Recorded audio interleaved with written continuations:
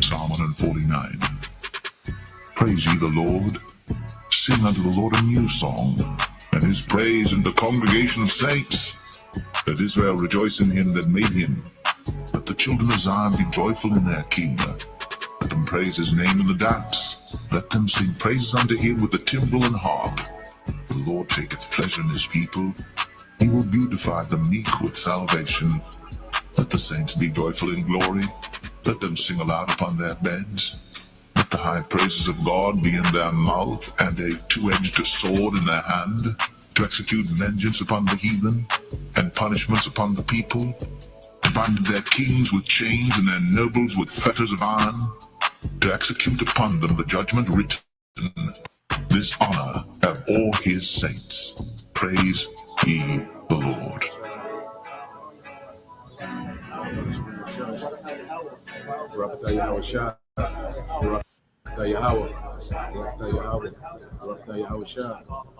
Praise ye Yahweh, sing unto Yahweh. So praising Yahweh, singing to him, right? A new song. And his praise in the congregation of saints, the Israelite. Let Israel rejoice in him that made him. Let the children of the remembered ones, to Zion one, be joyful in their king. Let them praise his name, Yahweh, and the dance. Let them sing. See, praise and sings in the same sentence. Sing praises unto him with the timbrel and the harp. For Yahweh taketh pleasure in his people, the Israelites. He will beautify the meek, we the meek, with salvation. He's going to save us, the elect. Salvation means to be saved from impending danger, right? Delivered from impending danger. Let the saints be joyful in glory. Let them sing or praise. Let them sing aloud upon thy beds. We're going to be getting up in the morning. So a typical morning in the kingdom, the first coming to America. Akeem, he was in the kingdom of heaven. So that's how we're going to be. You're going to be able to communicate with the animals. And you other nations, number one on the list, going to be you Edomites. You're going to be out in the field, getting your ass whipped, working your ass off.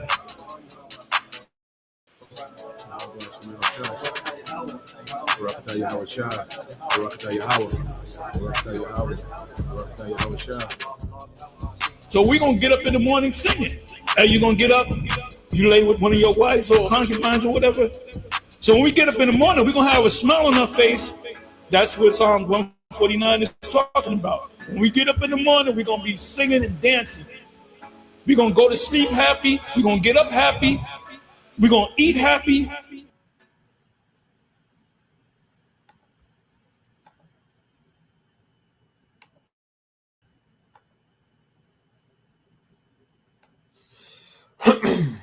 All right.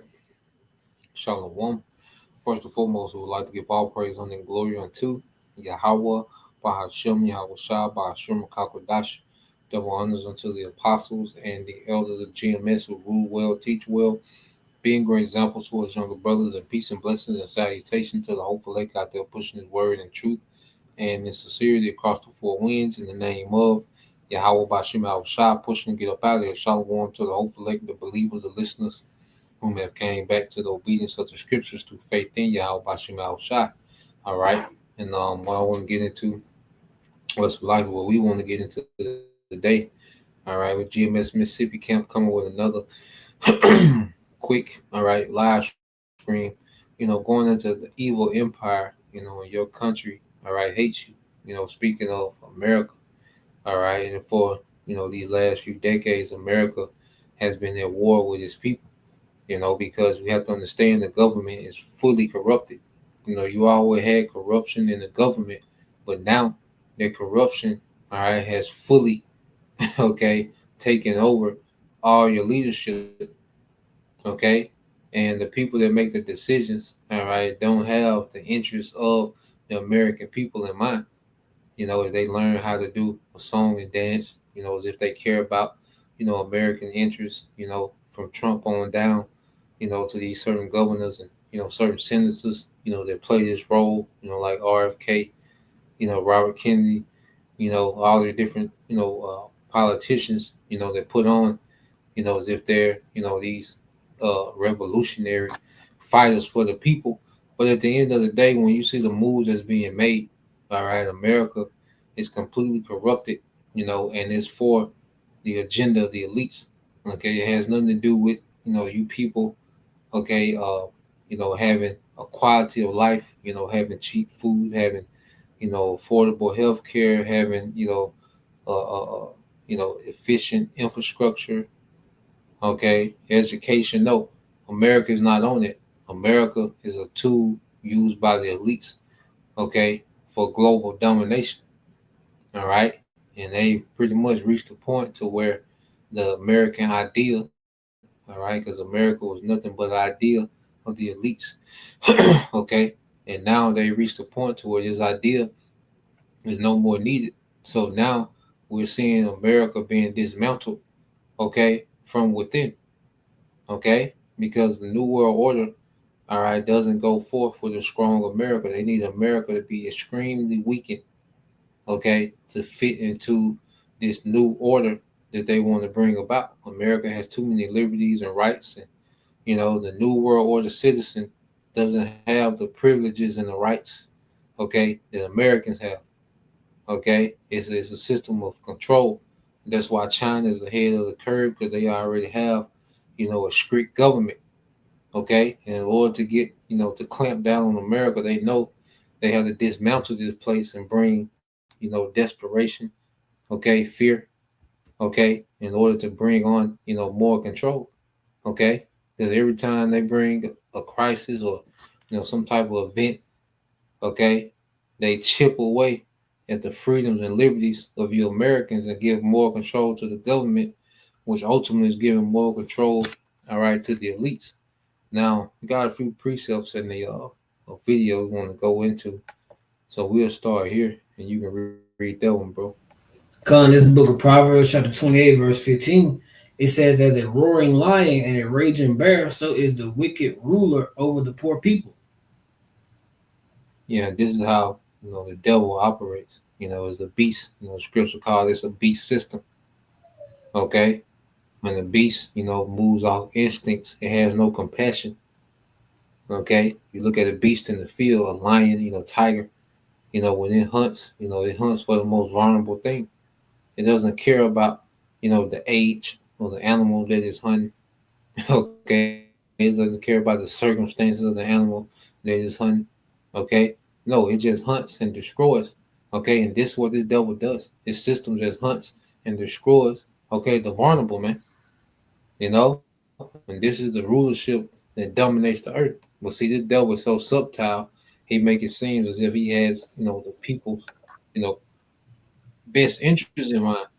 Okay, but more starting to show, that these devils are at war with their own people because the war was, um, which is hidden. You can't tell they at war with you because it's a covert war. That's why they attack you in your subconscious. Through your foods, through your, through the health system. Okay, through religion. They attack you covertly. But now we're seeing a war. All right, or the government against the people is going to get more overtly. Okay, you can read that, bro. In Revelation 13 and 11. Con, this book of Revelation, chapter 13, verse 11, it says, and I beheld Yeah, another beast coming out of the earth, and he had two horns like a lamb and spake like a dragon, as a dragon. yeah. So this beast, this American empire, you know, that would, rise to dominance in the earth. So it spake, it had two horns and spake like a lamb. Okay, and going to this political system of Republican and Democrat, which they both speak, as if they're, here to save the people. They're just these harmless, you know, these harmless government officials that all they want to do is forward and help, the people. They got policies that's going to make things better. One, the Republicans pushing that they're saving you from the Democrats. The Democrats push that they're saving you from the Republicans, but it's one of the same. Okay, it's all of the same creature. Okay, which is this beast system, which is ran and operated operated by the elites in the background. Okay. Now we want to go here. You can say something, bro? I can load the video up. You got it, bro. Go ahead. I was just looking up some stuff. Go ahead. I'm gonna get this. So this is Tucker Carlson, which we know. Tucker Carlson, was on control of opposition. But we just use these talking points, for edification. And Ted Cruz, which I think he's the governor of Texas, if I'm not mistaken. But at one time he was looked at, as being, this heroic, Republican governor, that's taking on, deep state policies and global policies. And, he had the dispute on the border, where he activated the National Guard and, this and that. But at the end of the day, all these different characters, okay, that we see in any type of position of influence, they all play for the same team, okay? And when you look into what they actually do, what they support, it's all a globalist agenda, okay? There is no representation for American people in the globalist agenda, okay? So let's play this and then we'll get some points. Republicans. And just pause if you had something, bro. Or just let me know the pause if you want to speak on something. And Republicans don't care about it. They're focused on other countries. You wrote that and our country is dying, and you don't care because you're focused on Iran or Putin. So you believe that I don't care about America. I guess you believe Donald Trump doesn't either. Like nobody cares. I believe that your focus is way too on other countries. Just joining us, you are in fact watching the Jimmy Dore Show. I am guest host Misty Winston. Jimmy is back from his trip, so he's joining us as well. And we're talking now about the Ted Cruz Tucker Carlson interview. And this was another piece that I thought was, very telling. Again, he really did just expose himself. So Katrina here says, in my opinion, this was one of the most shocking parts of the interview. Pay close attention to how Tel Aviv Ted, I like that name, by the way, I'm stealing it. Tel Aviv Ted scoffs at Tucker for suggesting Americans should have nice cities free from homeless people instead of sending all our money abroad. They hate you. They have contempt for you. Understand that. And that is absolutely true. So take a look at this clip. Accused of being, I think it's weird that you went to a Russian grocery store and said it was prosperous. No, my point is it looked like a commercial. It looked like a commercial. Isn't this wonderful? No, it was an argument against the efficacy of sanctions. Sanctions against Russia, which you casually and enthusiastically imposed, scoring a little moral victory every time, had no material effect that helped the United States. Russia is backstopped by China, and I recommend that you go there and see it. It is way nicer than Washington, D.C. Way nicer. To me, that's a tragedy. I was horrified and angry at my leaders, including you. It's like, I want to live in a country that's nice, with low food costs and no homeless people. All right, I don't understand why that's too much to ask. So do Instead, I get wars with Iran. No, I just want lower food costs. How's that?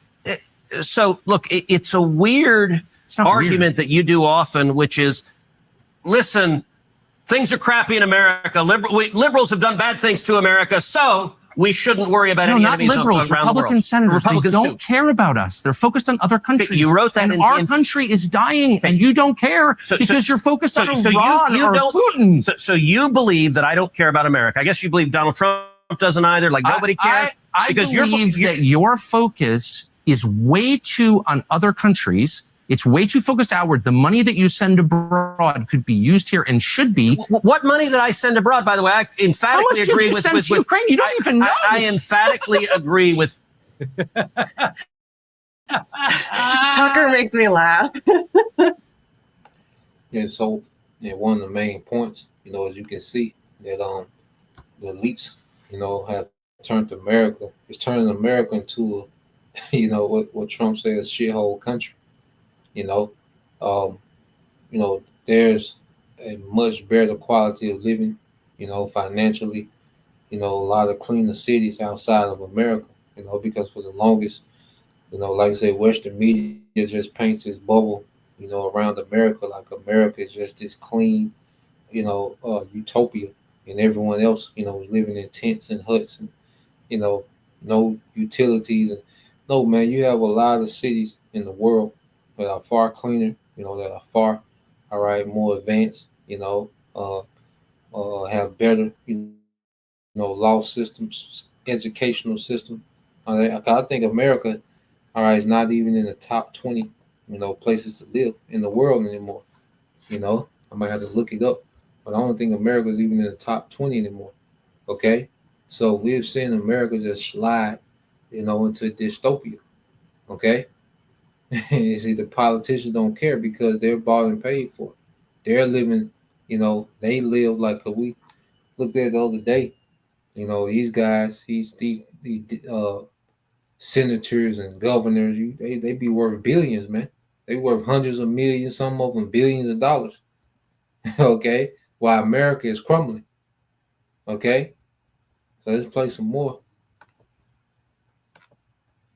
You don't even know exactly. I mean, that's when I say that, I say a version of what Tucker Carlson just said. I say that on stage, not only in front of the audience that comes to see me on purpose, but when I go up on stage in Los Angeles in front of crowds who don't know I'm coming. So if they're just regular people, they all cheer when I say a version of that. If you're going to send $100 billion to Ukraine, how about, here's a crazy idea. How about you send $100 billion to America? And when I say that, the entire room applauds spontaneously, and they don't know me. They don't know what I'm about, but they all agree with that sentiment. And that's exactly what Tucker Carlson's saying.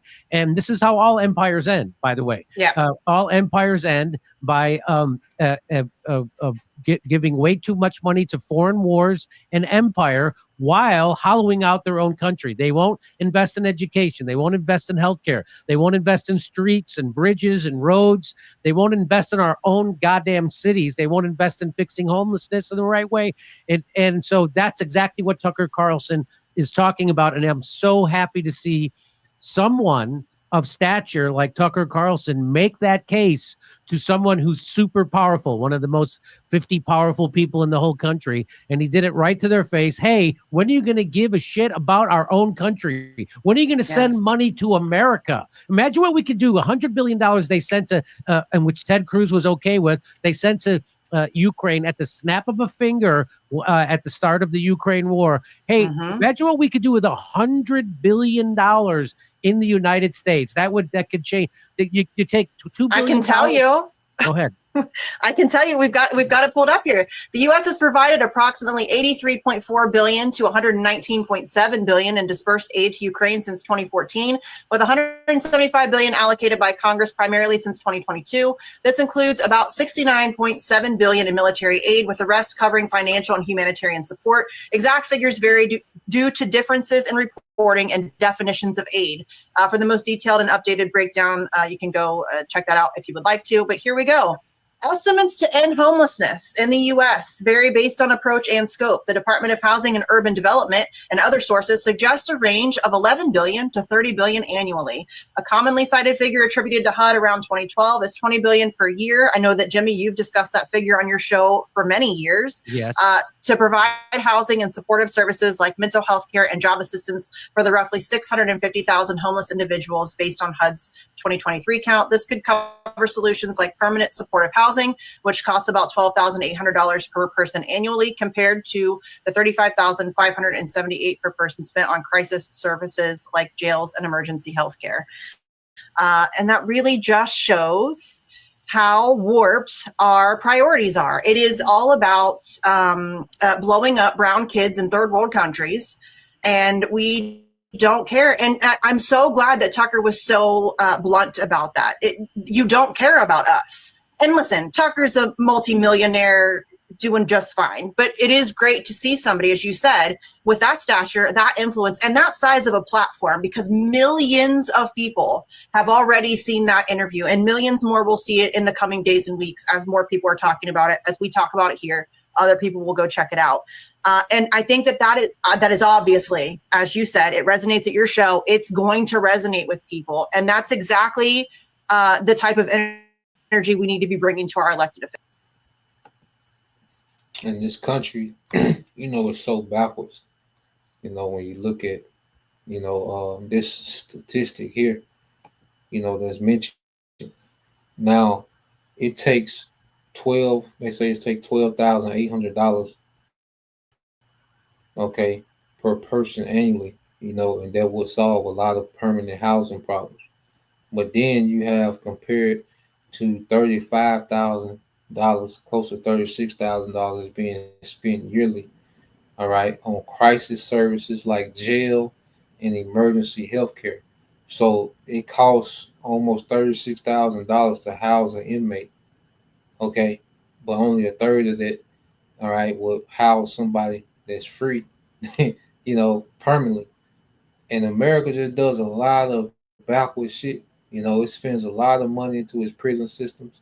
It spends a lot of money, into the music and entertainment industry. That's a high bill in America. Okay, the cost that it takes to make these movies, these $250 million movies that they make. Okay, America spends a lot into entertainment, into its criminal system. Okay, it's just an ass backwards country, man. It's an ass backwards way that they spend money. All right, and just to go here real quick, 'cause I was just looking up. I would say, yeah, I would look up some more stuff. Look that up, pull it up too. But I found that too, bro. So I can. yeah, well, I'm finna pull up. I just went ahead and get this other chart too. But yeah, you see, it will say experts rank the U.S. 46 out of 53 countries when it comes to quality of life, citing expensive health care 53rd and safety concerns 48 as major issues, man. So America, was once was looking at once was looked at as utopia, okay, of a society, has fallen through the cracks. Okay, and you go through here on Wikipedia, it goes into city qualities of life. All right, indices. It says city qualities of life in DCs are a list of cities that are ranked according to defined measure of living conditions. In addition to considering the provision of clean water, clean air, adequate food, and shelter, many indexes also measure more subjective elements, including a city's capacity to generate a sense of community and offer hospitable settings for all, especially young people, to develop social skills and sense of autonomy and identity. Okay, so you have these. One thing that you don't see much on there is America. So you go to this list, all right, Global Livability Index Top 10, 2025. You see Denmark, Austria, okay, and it goes through the education, infrastructure, healthcare, stability, culture, and environment. But you see Denmark, Austria, Switzerland, Australia again, Sydney, Australia, New Zealand, Australia, Canada, okay.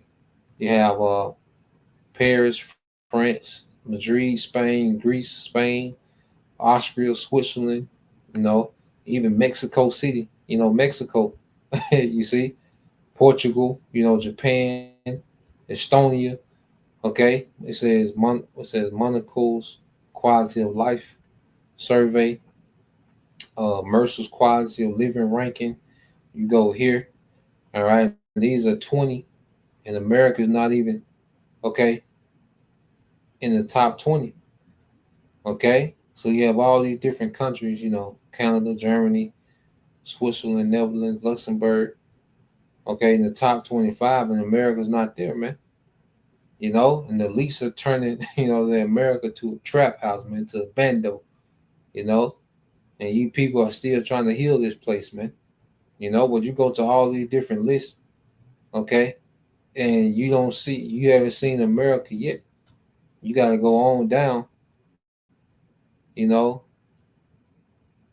top 25 not there, top 10, top, 20. America's not there, man. Okay, this place is done. All right, and we're seeing this place being dismantled, and the elites could give a damn, all right, about you people, man. Okay, and let's go here to this chart, and then we'll get this precept.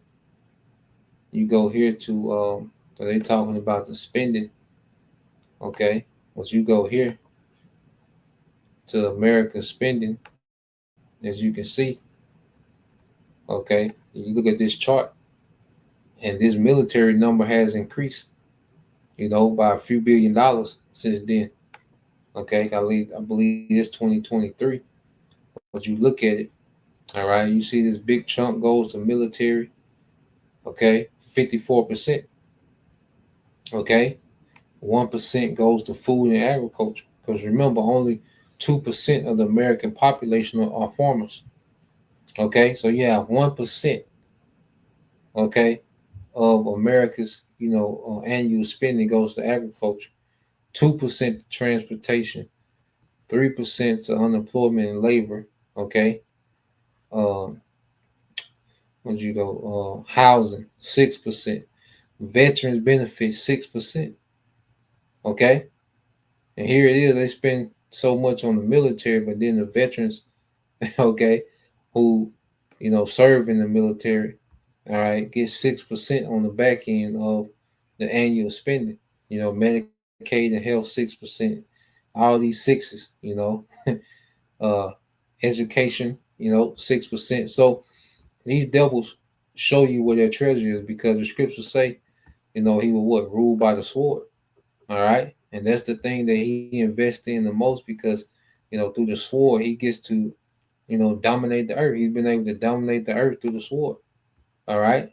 So this man's heart is not on, your community being better, your schools being better. Okay.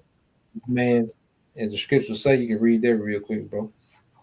This is Matthew chapter 6 and verse 21. It says, "For where your treasure is, there will your heart be also." Yeah, so you look at how the devil spends his treasury report. That's where his mind is at war, so he can expand his empire. He can dominate, he can bully these other nations. Okay, he can control the resources, because now it's about power. Okay, now the earth is being ran, by straight oligarchs, which are rich ruling families that these governments answer to. Okay, so there is no American government that's working on behalf of the people. Okay, the government works on behalf of the elites. Okay, and the people are just pawns in the game. Okay, Hunger Games. You see, that's what you people are, to the government. Okay, so let's. Oh, you go ahead. You can say something. Oh, here I come, bro. I'm gonna tell. I know you said you was gonna look it up, but I got it right here for you. It says in 2024, I got 2024 and 2025. It says in 2024, the U.S. spent $886 billion on defense, and in 2025, as of right now, it's $895 billion. So we had almost $900 billion this year that the U.S. has spent on the military. Yep. So that 54%, like it 64% now. So that means that's why they talking about what cutting hood and cutting this, and they trimming that, and just to make more room for the sword. The sword and AI.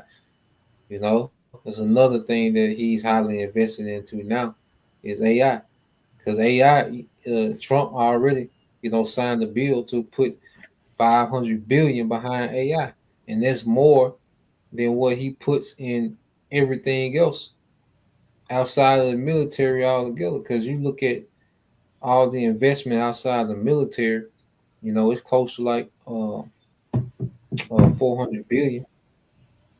Okay, a little bit over 400 billion, but then he comes out the gate of his presidency and puts 500 billion into the AI. So AI has precedence over food and agriculture, housing, veteran benefits. Okay, so most of the spending now is military and AI. Okay, and this is what this man treasure is, because AI is going. He plans on AI, okay, to govern his new world. Okay, they'll govern the AI. All right. So let's let this play some more. You got anything else, bro? No, you got it, bro. Go ahead. All right. Officials. That is exactly the type of energy we need to be confronting them with, because, helping Israel blow up kids in Gaza It does nothing for me and my family. I don't know if it does anything for you, Jimmy. It does nothing for me and my family. It does nothing to help me secure a future for my kids or anybody else in this country. And it's very frustrating to watch.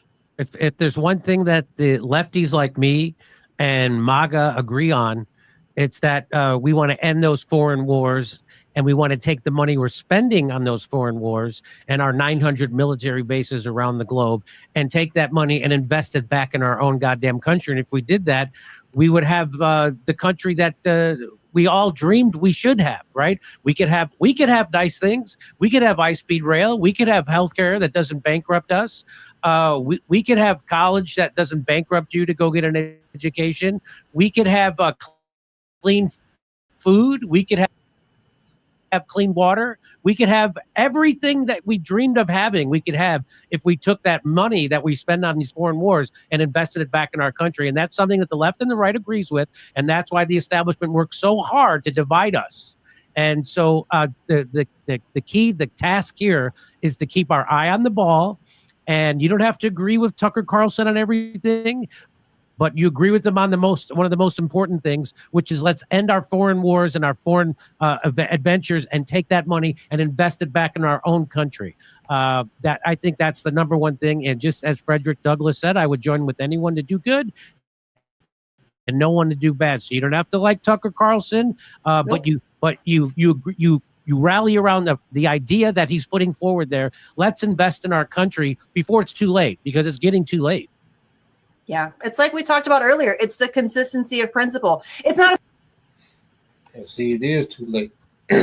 Okay, because they're speaking as if there's some type of solution, to try to heal Babylon. No, it's over. You see, it's done. All right, the Lord, has the elites, destroying and dismantling Babylon. Okay, and it can't be healed. Okay, and you people are finding out way too late. Okay, that your government doesn't give a damn about you. Okay, they've been fully infiltrated. As we went into the other day. Okay, and there's no return. So let's get this real quick in Jeremiah 51:8. Bible shop. This is Jeremiah chapter 51 and verse 8. It says, Babylon is suddenly fallen and destroyed. Howl for her, take balm for her pain. If so be she may be healed. Yeah, so Babylon is fallen. Okay, Babylon is wounded. We're seeing a wounded empire. Okay, and it ain't no healing. It this time it's wounded. All right, and it's not coming back. Okay, and you go into this word is suddenly fallen. Okay, which is in Hebrew is Nepal. Okay, and you go into the definition. It says to fall, to lie, to be cast down, to fail. Okay, the American experiment is failing. All right, it had its high moments. What they call the roaring 50s. Okay, it had its heyday. The time when a man could work and support a family of 5 with savings and vacations and okay, but this American middle class suburban dream is over. It's over. Okay, this place is in a state of failure. Okay, and it says to fall of a violent death, which is going to be civil unrest leading all the way up to the missiles. Okay, it says to fall short, to fail. All right, it says to settle, to waste away, okay, to be offered to be inferior to, okay, and America is becoming very inferior in the world, man. To where I was at, you have all these other countries that have way more better quality of living in America, and America has been boasting, being this utopia, okay, this golden city, okay, but America is becoming inferior in the earth. Okay, and it's the Lord's doing, because ultimately the Lord's going to turn this place, into a desert. But right now we're living in that great decline of American empire, and he said this is what ruins empires. You see? You can read verse 9 by Uncle Shop, bro. Verse 9, it says, we will have healed Babylon, but she is not healed for her sake, and let us go, every one into his own country, for her judgment reacheth unto the heavens, and is lifted up even to the skies. You know, judgment, reaches to the heaven and have reaching to the sky. And it says Babylon can't be healed, So it doesn't matter, if you invest billions into this, you do this, and the economy can't be fixed because it ain't broke, because the elites want the economy to run like this, to where people, all right, depend on debt. Okay, so the economy is not broken. It's running exactly how the elites wanted to run, and they wanted to run this economy to the ground. Okay, so they can establish another economy that's gonna be digital. Okay, so ain't nothing that a president can do to fix the economy because it ain't broken. It's running perfectly how the elites wanted to run. Okay, you want me to get that in Genesis, bro? I was getting that going into can you hear me? Yeah, I'm listening, bro. Yeah, we can get it, bro. Going into Esau and his military and why, where it goes back to. This is Genesis 27:38. It says, and Esau said unto his father, hast thou but one blessing, my father? Bless me, even me also, my father. And Esau lifted up his voice and wept. Mm-hmm. All right, so in this case, go ahead. No, you got it. You got it. In this case here, Isaac, he blessed Jacob, according to the blessing that we were supposed to get, the originally from the blessing that went through Abraham first. But Esau, he wanted to Esau wanted that blessing, and Esau even wanted that blessing now. But make long story short, Isaac had just finished blessing Jacob. All right, and Esau come in, and Esau wanted the blessing as well. And so as it go on, Esau is crying out and weeping out to Isaac for a blessing. In this case here, he's saying, has my father only have but one blessing, even bless me. So at this point, Esau has lifted up his voice and he's weeping. What's going into? He's crying out. All right. You can get that verse 39, bro. Unless you have something you want to add to it. Nah, we get it, bro. Oh yeah. Verse 39. Isaac his father answered unto him, behold, thy dwelling shall be the fatness of the earth and the dew of the heavens above. All right, so Esau he gets this, his dwelling is the fatness of the earth. All right, and the dew and this is his kingdom. All right, the fatness of the earth and the resources and everything in his kingdom right now. Esau is going to live off of these things, but ultimately he's going to get all of these things through the ultimate blessing that he was given in verse 40. Let me get to it.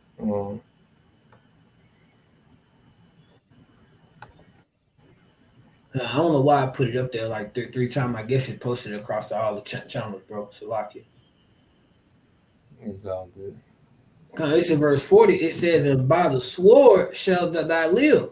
So we see now why Esau is all his resources, all his finances. We said what 54 to 64% of it. We know 54, but with 2025, now we talking about almost 900 billion. So we talking about them $1 trillion that goes into the military. It says, but by the sword shall thy live. So this is why Esau, when he go into these other countries, he not just going over there and providing resources. Esau is invading these other countries. He's taking these countries by the sword. All right, it says, but by the sword shall thou live, and shall serve thy brother, and it shall come to pass when thou shalt have dominion, thou shalt break his yoke off of thy neck. All right, and Esau now we can see that he's using that sword that he's been blessed with. All right, Esau had his time where he was down. going into the dark ages, and then he had that time where he was unleashed, he was let loose for a little season, right? But ultimately, that's why Esau all of his money goes to. The brother brought out the precept. He put it up Matthew, I think that was 6:21, where it says, "Where your treasure is, there will your heart be also." Esau's heart is in his blessing, that sword. So now that kind of brought that out just to kind of show how the scriptures don't ever miss. You got it, bro. Yeah, I was looking up this video. And this is Chris Hedges. It says the warped psychology of the rich. It's like a 5-minute video. So let's see what he's going to go into. Okay, because like I said, you people have to understand. Okay, your government has been bought and paid for by the super rich. Okay, and they work for the agenda of the super rich, and the super rich work for the agenda of the elites. Okay, so no decision has anything to do with forwarding you people, only making your life, worse. Okay, constantly more layoffs, more industries being, taken over by AI. More government jobs, being destroyed. Okay, so let's play this and see what it goes into.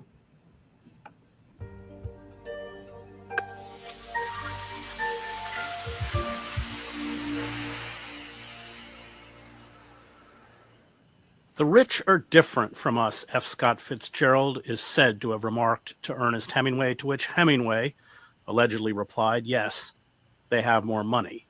The exchange, although it never actually took place, sums up a wisdom Fitzgerald had that eluded Hemingway. The rich are different.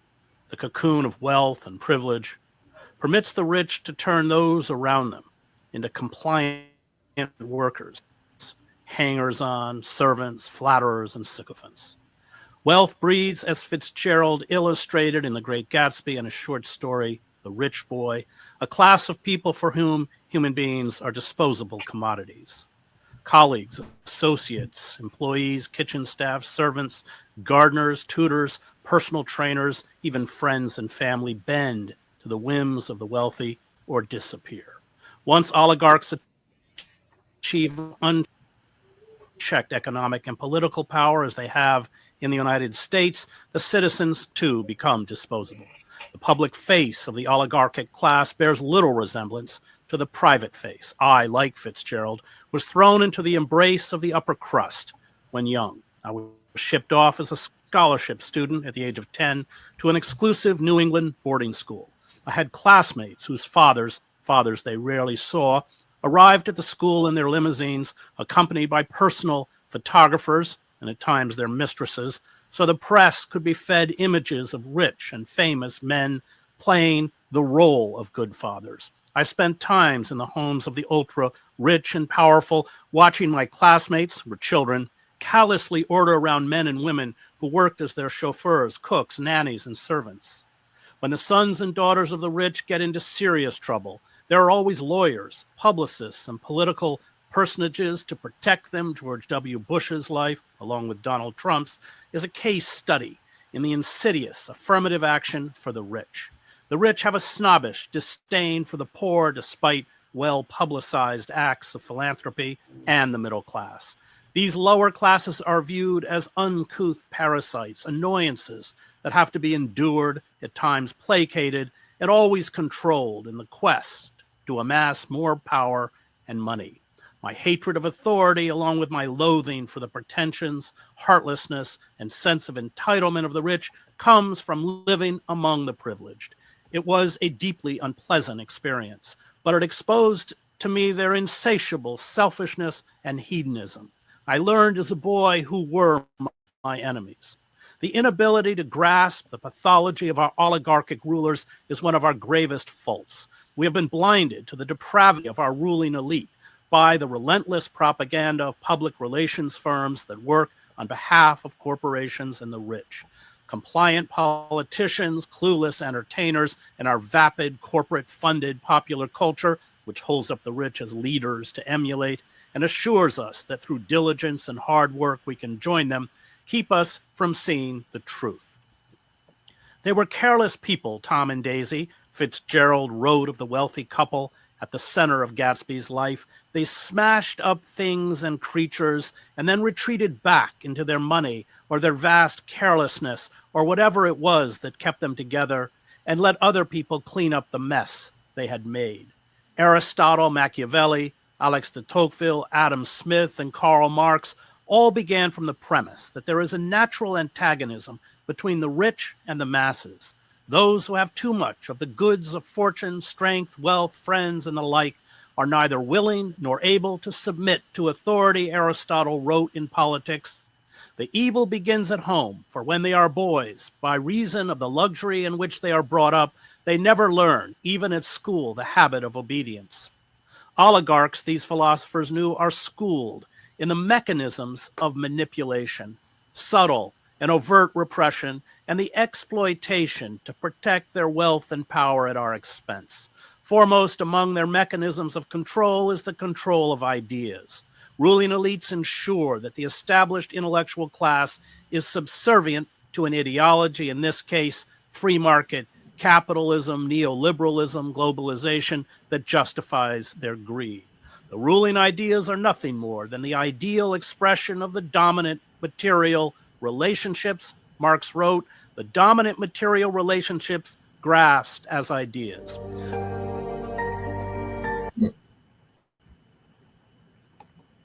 So, yeah, as you can see, you know, as you talk about the super rich, you know, they have a different psychology than everyone else. And what I want to get into, because we say that word, or you mentioned that word oligarchy.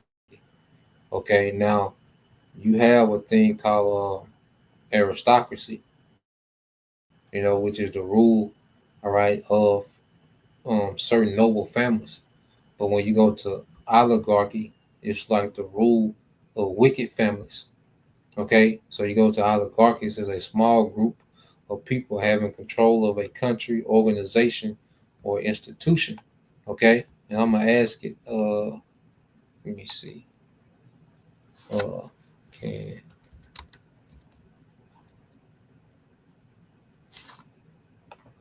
Let's see. Give us something. Yep. So I said, can oligarchy be like a dictatorship? It says yes, an oligarchy can resemble a dictatorship. Both are forms of governance where power is concentrated through the specific mechanisms. Though the specific mechanism differs, in a dictatorship, power is held by one person, while in the oligarchy, it is held by a small group. However, oligarchs can exhibit dictatorial characteristics if the ruling group exercises power arbitrarily, suppress dissent, and concentrates authority in a few individuals within the oligarchy. And that's what we see.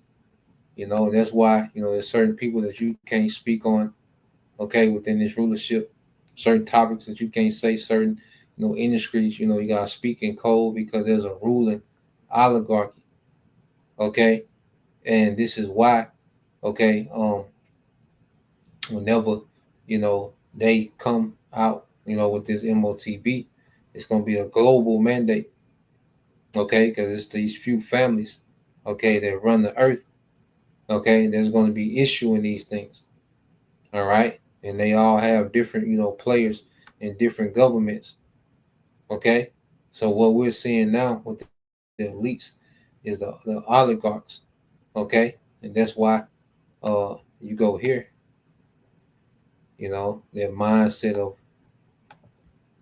of let's go here to, you know, because the Lord doesn't deal, you know, with their respect to person. With this society, it's all about respect to person.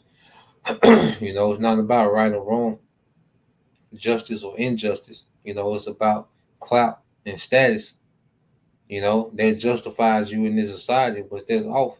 You know, so we can read that in the book of James, verses 2 and 1. It's in the NLT. You can read it, bro. Screen black, bro. In black. Okay, I thought I shared it. Hold on. You getting anything? The brother Bayan Yasharala said East Shadow Bandits or anything? Is it good on my end? Yeah, he started talking about when we first went live, we ain't giving notifications out. Oh, okay, come. You on James 2:1? Come. This is James chapter 2 verse 1. It says, my dear brothers and sisters, how can you claim to have faith in our glorious Lord, Yahweh Shah Hamashiach, if you favor some people over others? Go ahead. Verse 2, for example, suppose someone comes into your meeting dressed in fancy clothes and expensive jewelry, and another comes in who is poor and dressed in dirty clothes. Yeah, go ahead. Verse 3, it says, if you give special attention and a good seat to a rich person, but you say to the poor one, you can stand over there or else sit on the floor, well, doesn't this discrimination show that your judgments are guided by evil motives? Yeah, so it's off, having respect to persons to the rich. Just because someone's wealthy, and you show favor to him over someone, who's not wealthy, and it should be about, because really, your value goes into, your character.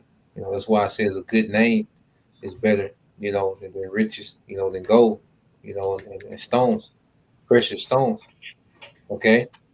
So this society is the exact opposite, to what these devils, they push a society that all about clout and status. Okay. And these devils, they have been living, splendid, for so long. All right. That when you go here, let's get this in the book of Psalm 73, and we'll read down on it. But these, have been able to live, splendid for so long. They think that everything is always supposed to go their way, because they've seen how, people, okay, they look at people as disposable, okay, because the way people, are subjugated to what? Wealth, man. Because when you have the resource and when you have the wealth, you have the means, okay, your people can live off your crumbs, okay. You can be you become proud. Okay. So when you go to Psalm 73, and you start at verse 3. Go ahead. Can I ask something about Bible Shop, bro? You got it, bro. Going to the precept you just brought out, going into how they value, status. And this is that whole culture to where, what was that saying? I know we went into it, I think the other week at camp. I don't know if it was T.I. who said it, show me $1 million, then I'll value your opinion or something like that. So this whole entire world, the status, the clout, and everything is based off of what a person has their materialistic gain versus, you should be. We want to be rich in spirit. We want to be rich in Yahweh Shema Shah, because I'll get the precept after we get through with this one. But it says that we want to store up our treasures in heaven. Kind of, bro. You can read that in verse 3. It says Psalms chapter 73 and verse 3. It says, "For I was envious at the foolish when I saw the prosperity of the wicked." Yep. So this is a song of ASAP, and we're living in a society now because he's writing this in the spirit, and when you look out today and you see the wicked in their prosperity, you see these wicked men, all right, are able to prosper. They control, all the different industries, okay, the money systems, they control so much. So we're seeing the prosperity of the wicked. Go ahead. Verse 4, it says, "For there are no bands in their death, but their strength is firm." Yeah, they have a thing of generational wealth. Okay, you have families, that haven't worked in centuries. Okay, you have families, that just been constantly accumulating wealth for centuries, man, like old money, like these devils. All right, as you go into verse 4, matter of fact, read verse 5. I mean, verse 5, it says, they are not in trouble as other men, neither are they plagued like other men.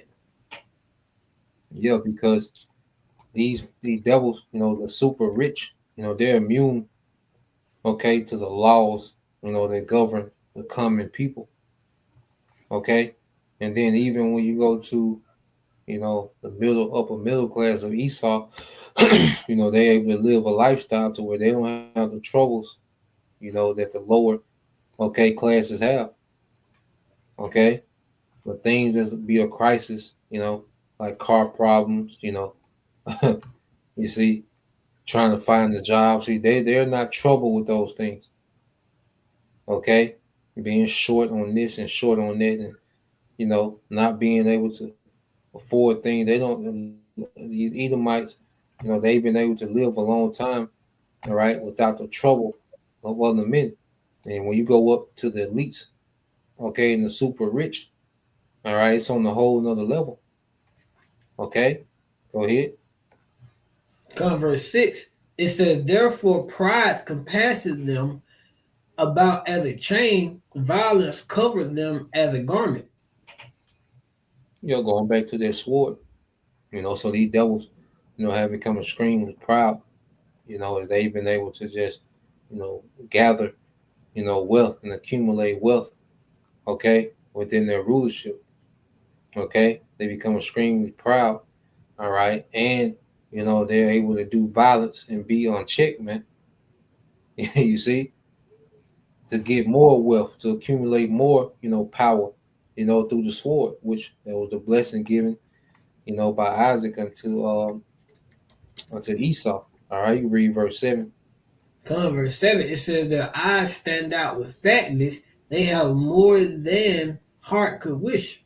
So these devils, you have 92% of the world's wealth flowing to 1%, okay, of the population, man, which are this oligarchy, okay, these elite families, okay, and these devils, they have far more than what they need, okay, so they have 92% of the world's wealth flowing to them, and the rest of the 99%, okay, are in the rat race for the leftover 8% of the world's wealth.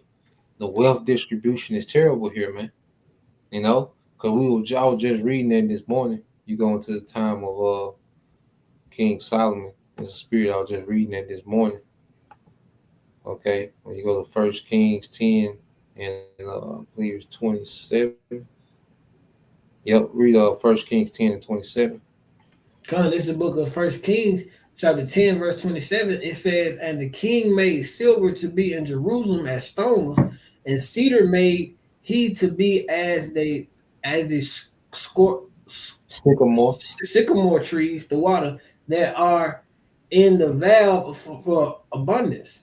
Yeah, so King Solomon, had every Israelite was scraped. Every Israelite family was well off. That just shows you how good the economy was, okay, to where silver was in stones, and you look at that, all right, it's like, damn, because there's another one that speaks about the gold too, but it just shows you how, a wise ruler, will have everyone well off. This is an example of a ruler, that cared about, his people, okay. So you had, Solomon, King Solomon in his prime. Okay, Jake was beyond. Okay, good. Okay, and there was another precept I read earlier. It's in the same chapter. Oh yeah, yep. So read this and let me get this in the NLT, in verse 21. 1 Kings 10 and 21. This is the book of 1 Kings, chapter 10, verse 21. It says, all of King Solomon's drinking cups were solid gold, as were all the utensils of the palace of the forest of Lebanon. They were not made of silver, for silver was considered worthless in Solomon's day.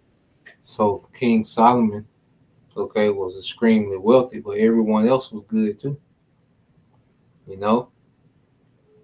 to the point to where silver didn't even register because there was so much gold in abundance.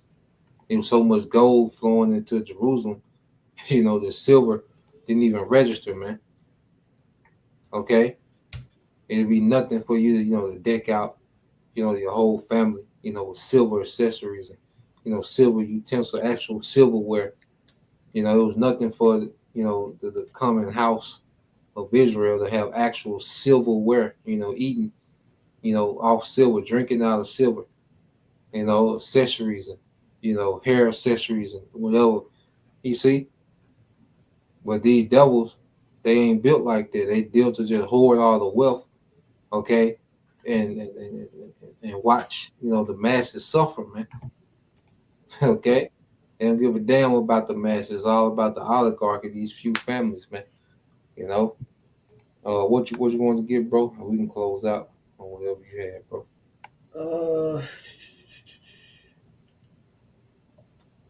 I was trying to find one going into, how we caution against rejoicing of the prosperity of the wicked, because their end will be different. Roughly paraphrasing. I think it was in the Apocrypha. Oh yeah. It might be. I think that sounds like chapter 11, maybe, or 10. Let me see.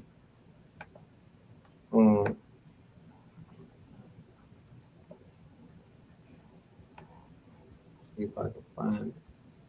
Yep. But the Lord, is beautiful, because America, the average American has been used to, all this convenience, to where they become extremely proud. And what we're seeing, is the Lord, allowing, pushing the elites to break this place down. I don't see it. Was it in Sirach? Yeah, I thought it was, but yeah, we can't find this all good. We just do a lesson on it. They should be on bone for another day. It'll be all good. Yeah. We can get this from the brother Bayon Yashala. We'll close out on what he got. This from the brother Bayon Yashala, Job 20 and 4. You can read it, bro. Come on, this is Job chapter 20 and verse 4. Know is that not this of old, since man was placed upon the earth. Yep.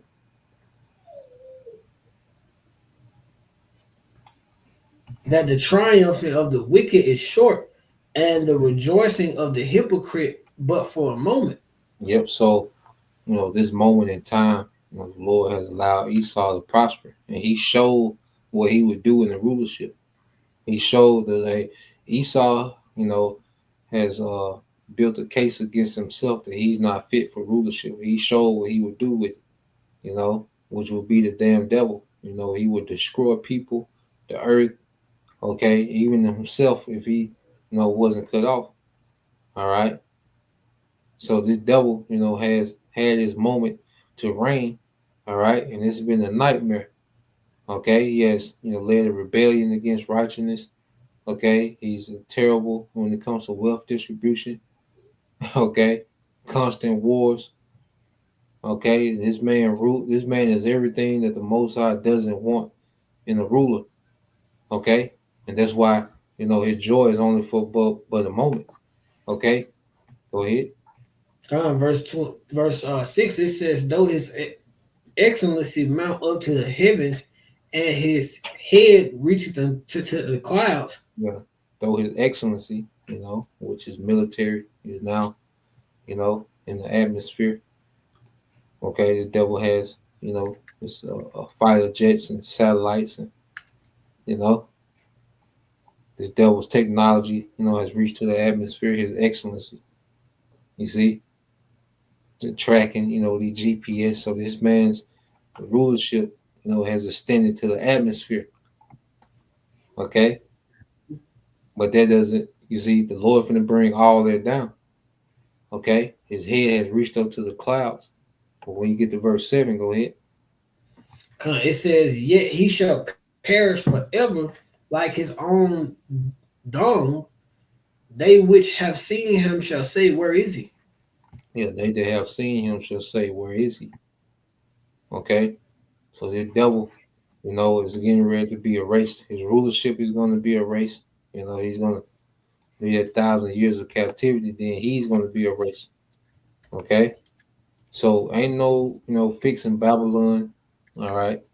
Ain't no recovery, from this current age. All right? The Lord is dismantling this thing.